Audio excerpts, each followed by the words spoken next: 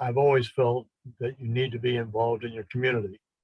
And we've done that, whether it was on HOA boards or community nonprofit organizations or whatever the need in the community or the opportunity. I've always felt that you need to put into your community to help make it the best it can be.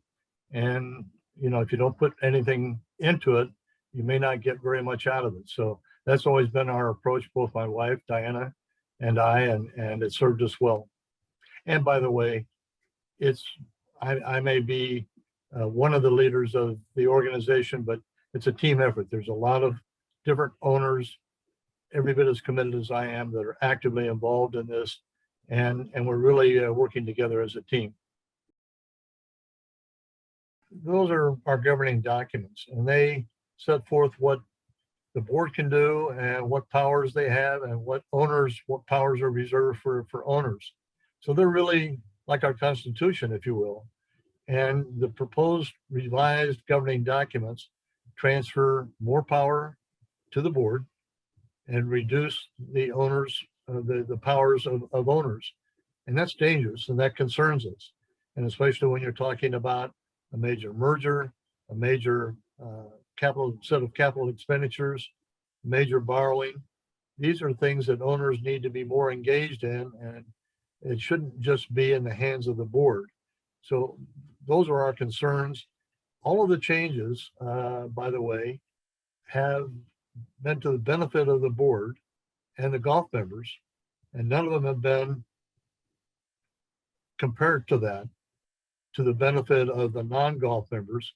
And we love golfers like, you know, the rest of them, but we are concerned that there needs to be fairness and balance among all 510 owners, rather than a tilt that favors just one segment of our community, golfers or otherwise. The way the governing documents have been proposed is that it takes maintenance of the golf course as a premier golf amenity and sets that as the highest priority for the community. And it cannot be changed without the approval of 342 out of 510 owners, almost an impossible barrier. So it locks in that we will have a premier golf amenity forever, unless voted otherwise by 342 owners.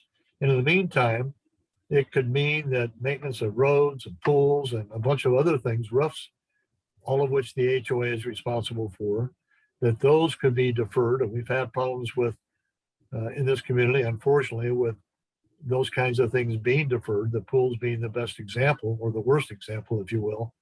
And if those items are deferred because they've got to devote money to the golf course, then clearly that's not good. It's a tilt in one direction. It's an unnecessary tilt.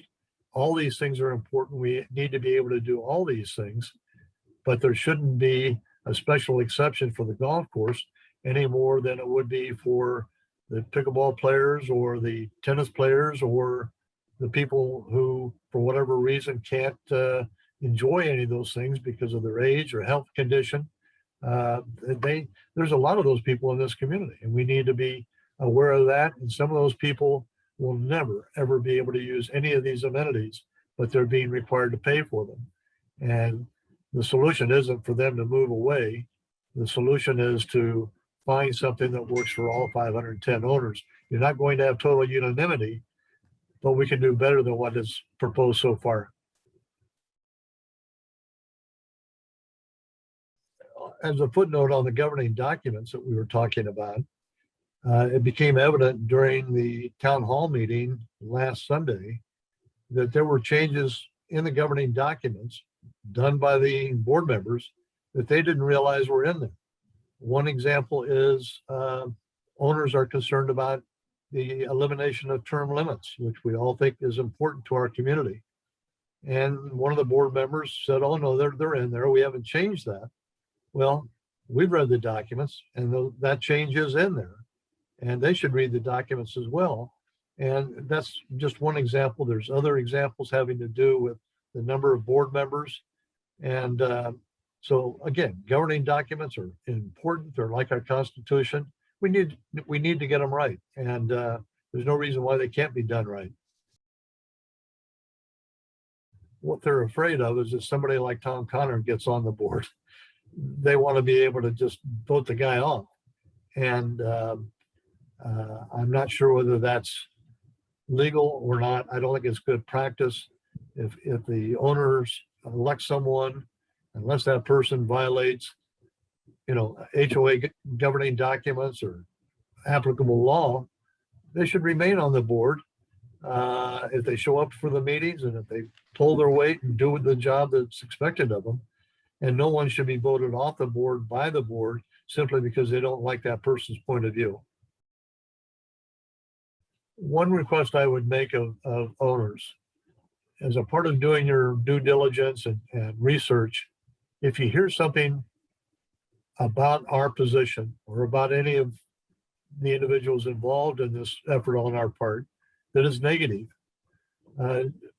don't listen. Listen to them, but judge for yourself. Pick up the phone, call me, call one of we've got 40 some owners listed on our website who are supporting this effort. There's many, many more who did not wish to have their names listed, but call us and let us explain, hear for yourself, and judge for yourself. It's easy to throw dirt at someone, and some dirt is being thrown around in this campaign. We're taking the high road. We're not throwing dirt. Everything that we have written, put on our website, we believe is factual and truthful, and we're going to take that high road. Unfortunately, not everyone's doing that, and so if you hear some dirt, please check it out. I'll answer every question, every phone call that I get. Thank you. We have an excellent website that covers a lot of information. There's our mailings are on there. Our initial mailing was a 4-page item that includes the alternative approach that I described. It includes our concerns about the proposals. There's a legal page. We've got a lot of legal concerns. A financial page that talks about why we think the proposals would be negative for property values. So we would be delighted for everyone to go to our website, take the time, look at it, maybe a glass of wine with it as you do. It's a lot of information. And then if you have any questions, email us, call us, track us down on the street. We'd be happy to discuss it and to answer any questions you may have. We are as transparent as we can be. We want to be an open book, and we want to be helpful in this whole process.